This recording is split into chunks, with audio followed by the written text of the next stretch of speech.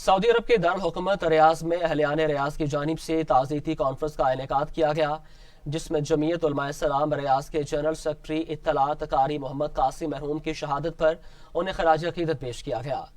Saudi अरब अहलियान रियाज की online conference में सियासी और समाजी, अदबी और दीगर शोबों से ताल्लुक रखने वाली शख्सियात ने शिरकत की।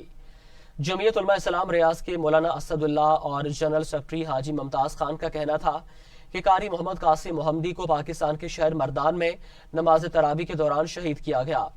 कातिलों को गिरफ्तार कर लिया गया है। हमारी हुकूमत से दरख्वास्त है कि मुजरमों को जल्द से जल्द सजा मिलनी चाहिए।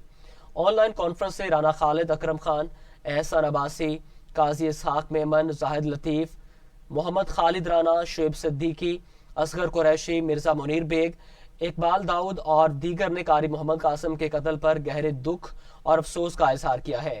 शुरका ने कहा कि कारी मोहम्मद कासिम अरसा दराज से जमीयत उलमा इस्लाम के सरगर्म रुकन के तौर पर काम कर रहे थे और सेक्रेटरी इत्तलात के ओहदे पर फाइज थे, जो अपनी सरगर्मियों को बड़ी दिलजमी और तंदुही के साथ अंजाम दे रहे थे।